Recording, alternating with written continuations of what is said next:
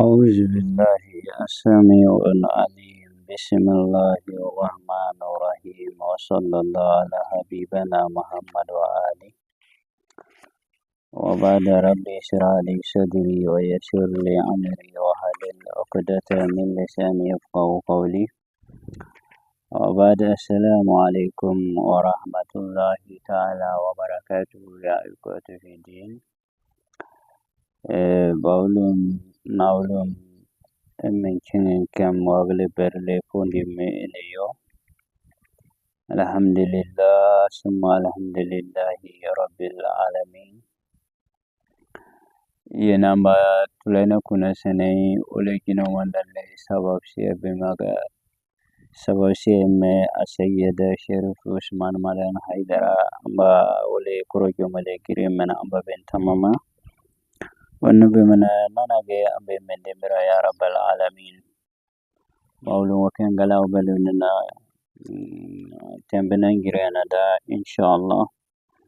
tulena dumana gali so ma sallallahu alaihi wasallam ama tulena wage daga sen ne badale dawo mana men timbi o timbi ga yina ba wondin be tulena wage daga sallallahu alaihi wasallam imma no wa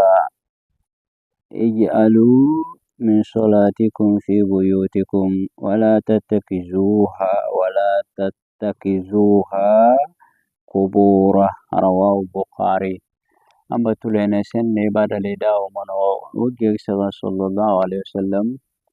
إما سن إمجا سن الجا فريدة مشير نسنوا جنيه إما نافلة سنوا gini maga ima seligin bodo nagwa amma tulena no so mo sallallahu alaihi wasallam gini maga seligi bodo gwa okoro ganje selna sen niu ima gini maga seligi bodo nagwa okoro ganje ima senawa gini mina ima senawa inge sen gini mina sendi denna daga nafla sen imma gini mina senawa baraji go gawa tulene sallallahu alaihi wasallam kiyakse amma sen wade yo farida yo misirna baraji ga gawa nafla sen lega aywa baraji ga aywa anje gadim ginena gawa nafla yo baraji ginena gawa aywa farida yo baraji ga misirna gawa yakan giblayu sen naflaga tulen imma ginene seno gini maga selge bodogwa selne sen ni gino na nafla sene le okorogo sel tangoi ogo imma kanna wa faridaga imma misir na seno barajiga wa belin na moyo naflaga ginene le seno oga barajiga gawa tulen sallallahu alaihi wasallam كنا نتلين من ينبع تنبيه سادسو من صلى الله عليه وسلم أحب الأعمال إلى الله أدومها وإن قل. أيوة أي حديثة أي سجلادة تلين يانو ما وجد إمام تلين أمبو برك من غاغوم بغا برند بدا برك كنا دومي كنا لغا سادير أسو كنا غسيغا برك پاديل أسو كندا baraji denna birana asu o biraga hal biraga daginde ayeda tulena da womandi anda kanada wonana ga baraji ga o ga belado hal da godem o misali aga inayu nafla bay ambatonga ke nafla ingini gisene do bay ambatonga ke uga wonen lada ga asu atembe go ubodogo bay ambatonga ke kuwana wajibu kanaga nafla ingini bay ambatonga ke kendo wa ambala woga mbo bada da yin kana saudi woga ambawa iye nafla in pelu senaga yogo dana senilo yela bay tumay ukan daga jon kan ne aga desa kanugo yela pado o yaga senilo wogo ukan da de tol jon awe emmelo pada de dagi ga awe bada yaral ukan daga ambo woga ge mbewa ambo kan binge ambe mobodo kuno natulena sallallahu alaihi wasallam woge daga ahabbul a'mali ila Allah an tamuta wa lisanuka ratiban min zikrullah tulene woji daga sallallahu alaihi wasallam amba iya namba bire kemmene gago baga walma so kemmene gago baga innayo yimini nda nindo olgu nda biyemada ngeli amba nailele amba nailele nindo nda olgu biya nda yimada onanago amba mbago wa biro mbago wa amba pamishega ule milike mambo o misale ga pamaliyo so dumondo la ilaha illallah muhammadun rasulullah sallallahu alaihi wasallam no nda biyada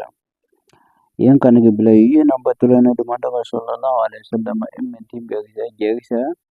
o jegisa ga emma yangini jim tulene wuje daga ko emma ahabbul salati ila Allah ta'ala salati Daud wa ahabbul siyam ila Allah siyam Daud aywa ko amba sen kemmene nafla sen kemmene gago mbege nabi lay Daud nafla sen model gamwa kono na anga pag kemmene la gaga model amba wo mbege nabi lay Daud anga pag model kana begamwa nabile Daud ang yangen kanabe nabile Daud ang yangen kanabe kanole wakana yanamu nisfu layl wa yaqumu sulusu wa yanamu sudusu wa yasumu yawm wa yaftiru yawma rawahu muslim hadisa muslim jelada nabile Daud ang yangen kanabe inna nafla senediu diga pejra ga kan yiya ngulu yi kanage bilayu peje wadiga wa ngule nafla senadawa digam peje yu peje tandinga ngule wa nafla senada tolga kem misali adumbi ange pamadana diga yaw masena sabo masena njile fo mini walma inner wala wa ga diga ngule nafla masena baye yadawa o peje ga wonko in kana gibile yo nabile Dawud kana bungon o ga gambo diga saba sena jimi nafla sena fo bayada o onyi ga gabai ko won torolon ndamin dimbire yela ndamin torola go biada yen kan ga bila ya amba pam shegam bimbo ko goni anga pago mo kala no wade wa i anga page yoko pagele wal ma yogo den page bane pagele wa i ni yen kana bo yen kan ga bila ya amba gago baga no wa ndagambe aywa be amba tonga ken anga pagade o ko won torolon yen kan ga bila yo ndeken o kan beli be amba tonga ken anga pagla dama ana di kunnu ga anga pagade gambe iya kunnu digiri anga pagade ayeni digiri anga pagade iya tan digiri anga pagade yen kan gula nombe ko won torolon ewa amba pam shega ambe mo ko de tulene madina ga yorondo jiga nombe le ngon kan bele onda amma sila mana yoda ga ngon anga paga be no ma ko ade inde ma yele gede yen tulene ma yorondo wa no le ngon kan le amba pam shega ambe mo dine ga enda ko ina matulene gesa ahabbul kalam ila Allah tulene gida amba so ke mana ga go mbega an yaqula abdu subhanallah bihamdi amba gunna na danya kane subhanallah bihamdi subhanallah bihamdi subhanallah bihamdi wal ma subhanallah azim subhanallah bihamdi subhanallah azim no uge daga amba so ke mana so ga go mbega no wa bari amba bo samma ko sawum hadisa tirmidhi jalada ahabbul nasi ma tuhibbu li nafsika wa ndake mana nda nda siya ga an nda ku mana kida baga siya ku mana beli bago aywa islamu jumbela beli bago wana ga amba wonga amba wala nda siya wa Bukhari hadisa ga jalada amba pam shega ambe mogo tulene dumanda ko daga imma ihfiz waddu abika aywa imma nambe imma bambe ba anige pega be yima kane ba anige gambe imma oga kiriyawa bele kabiyana wa bele kabiyo mandeliyo amba nan wa aywa noro mandla dawa sadiri ekan ubale wole irregulation to buka u pado kana gibile mandeli o kedi dawa yin kana gibile yo imma mandiyo uba nda wo anagebe nda tugo magebe walma una wo aigebe nda tugo magebe onu bimena imma ben la tugundi ma ben baba barge bimeden no kema imna be imma babe barge imeden na begem in kan ge bilayu uba na elendiyada una na elendiyada senna ton amba gleshega ulemile kema ambo ya rabbal alamin tulena dumanda sallallahu alaihi wasallam je sai namba ko أحب الكلام إلى الله أربع سبحان الله والحمد لله ولا إله إلا الله والله أكبر أيوة عنده أمبا شوك من قابون بقى شون نيوا سبحان الله لي والحمد لله لي ولا إله إلا الله لي والله أكبر على أمبا ساوا سومي أمبا لودي نانا لتان نانا لدمبيدا إلا أمبا يدا أمبا قاقو سونا أمبا سي بقوا دون ندونا وقد كان دسونا سوق دبيادا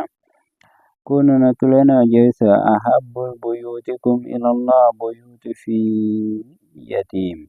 مكرم يتيم جنتو أمبا جنك من غاغي جنا ومبغا ووا يتيم أبي باسل ناسل وجنا كوغسين أمبا جنك من جنا غاغو ومبغا وجنا غوا bari yatime gantu bindima obarg yuru makshin oga sabab dia magdisiga ulimile kama ambo ya rabbal alamin tulena dumanda jeshi ina badi shumana sallallahu alaihi wasallam ahabba Allah ta'ala abdan samha idza ba'a aywa ambo andake min daga go mbaga wondaga amma wa kunno mana nda yorgo don dono de yorgo ebede yorgo wonden dono de yorgo dono do ende galandele ndemane ebedila jawjawile yorgo aywa wa yorgo ndowo wotu malwa ko ndan yorkundo de la yorondo da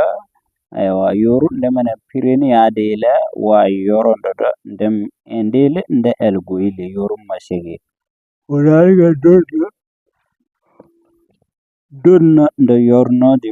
amba ndawo mbaga wonwa de saka bayaki jela da aba urera so أحب إلى الله أقلكم طعاما وكفتم بدنا تلينا وجدك ndake من ndagaga tugungoku sallallahu alaihi wasallam nda njegedum amma tulena wogedaka sallallahu alaihi wasallam nda njegede nyelo man da dagndia nda wei wala nda tugun nda amba mbakwa bera dini makane amba dimbi belo wondiege nda gudumu wende ma nyala diege nyele angai mena nyi amba dimbi naga amba wonga gambawa nyala bala mine amba dimbi le oga giritu ma kororo tuma dongede amba bamshega mbimo yina mbatulena sallallahu alaihi wasallam imma jegisa koy ahab habibaka haunama imma tulena ndem bende da yo bendi lega degre na bodowa sadiri kala bodowa bendi kala gala na agwa ngede mai maga asa an yakuna gadi boka yawmama wonana ga mandele bayana ma ukono na gbiya dade nda umbawde mbende akala galayo mandele bayana ma wunda ko ndeywa ende gindan wa kuller kenginye do aywa yumbe ko gayo kono na biyade nda umbe kono na go biyado ade tulene ma wala tego ndem bendi kale galagwa kagal kale nana se nan onno na goyde wo bende agale yen kanage bilayo wa mandele wonana ko kono na go biyado ade amma yela ndale noko medela amma nogo ukono na galla kono ga kale na bod kale galanda go angai mena bodwa ngemma wala misilma asa an yakuna habibuka yawmama hadisa tirmizi gelada tulena woge daga ukono no de bayana ma nda umbaginere bi daga lawongwa nda ukono no gade bayana ma unda mbende ade bi daga lawongwa yen kana ke blay ma nda bendi laga degree na bodo bari bayana ma ukono na go na naga bi yin kana ge bileyo wa ndalle noko miede ilo nogo kale galanda go ange mana bodo bayana ma wonan gala undembage biyadawa ambagile siga ambe mo bari ndai enda gindam kuller kan genyeda aha iyo umbago yego umbela gela yego dana umbendeda in kan gile hakana imma kalanda guwa lene dumanda sallallahu alaihi wasallam jegse imma adibu awladakum ala salasa kisal hubb nabiyyikum wa hubb ala albayt wa qur'an qiraatul qur'an lene imma kita tande yo wa ulimme bo wojjanga me dinde wa nyogan bin yo ma boy be ma benaligen ulungan na mana gwa ngemma imma ka lene dumande maga nda imma ulungan dinde wa kono na gino mandanga nda ben ala albayt magambe ulu ndemo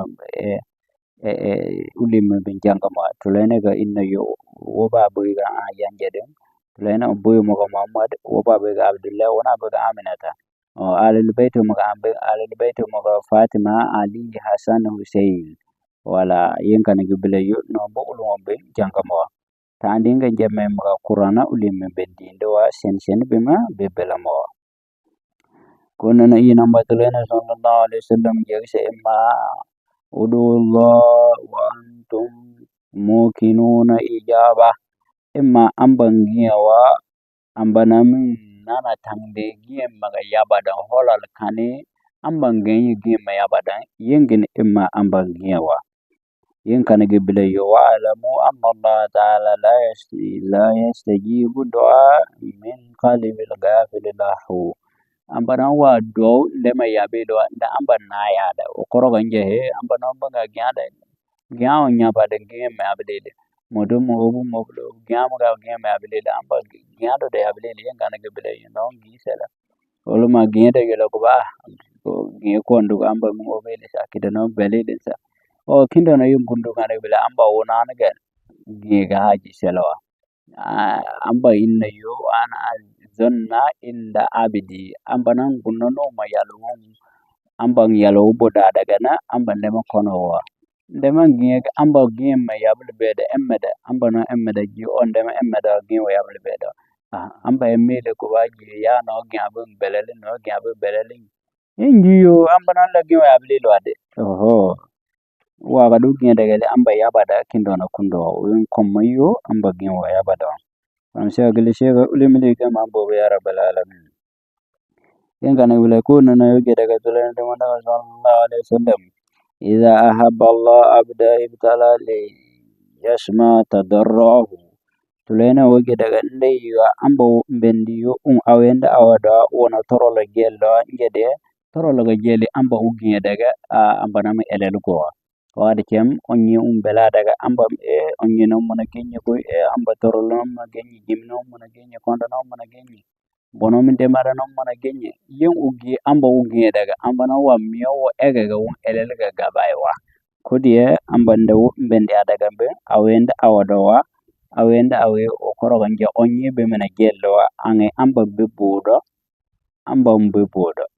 mandele onye ga sai wo genye dana tamada ngede onye ga genye kana gibilayu aywa ninile gele mandele amba mbogo padada kodiye amba wo begambe awenda awadowa ngede onye ngare wala ambang ngede amba hagal be no war kempo yada ambang ngede wa oneni liga yala kana wala ambang ngino ngana wala ambang ngambe mo bodo ndey ga wonde onye le ko de do nda sigi misir na terra degun goy na de nda gambo mbede misir na ngale digale iritar kanin misir arangir gana wombo wallahi mobul bele kana bele yaga ko ba be yelo wallahi togun benta da ga be yaga yelo deginde terra terbo kela be bela de misir ba be yelo tansin na gede nda be tansin no wallahi misir ba be yelo mobul bele mobul na yenda ge misir na mobul inde da sen yenda ga da ko da uye ga da kem da kidama celenga binanga degingambe aywa binanga misir na yelenga be degemi yalna yagna tembodo misir na tembodo ogolu mi yaba tembodo billahi ginabe mena tembodo misir yella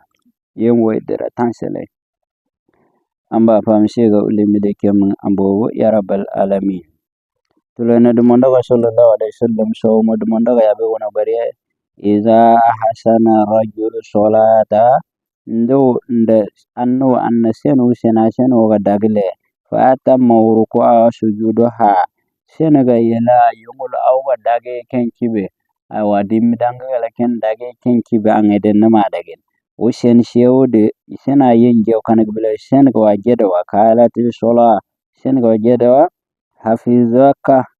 hafizakallahu kama hafaztani wallahi aywa senaga wa wal sen banga ga do kanda amba ungiri kema ummi shege kena ugiri nongon amba wala ungiri senaga wa yenje dawa yin kanak bila yo wonde sena daga daga amma wa idha asha salata falam yutimmu ruku'aha wa sujudaha qalat la dayyaka Allah kama dayyatani aywa ko nanda yammal gende sena da ha yungla wa me kibineli yungla we jede inne kida wajji ga woni qabla bada bombele yegreli yim on zambuno imma bodo sen sena anda ya danga diwa benanga sen woyginde sena do be sena geni ala kala ba ulilo wade sen gawa ala kala ya yo abeliyo widiyo malaka gambe kambiyen girumbulo mana yala do sen go woni jeba do ambo wende man de man kema an wende megen ambo sa kema de ma an wo trolgen amba juma yamla wa sen go woni jeba do amma ande sena daga dada wona go sen go ndo kandawa seno maga alakala ba ulo do seno maga yaba dungwa yenkana gibla yu amba sen ngem melele kema amba bodo ya rabbal alamin kitabna no to muqtar al hadis tulayna du mondoga hadiso ma yamba kono kunda adamu yinon inda day tambana girana da assalamu alaikum wa rahmatullah wa barakatuh ya ikwatu fi din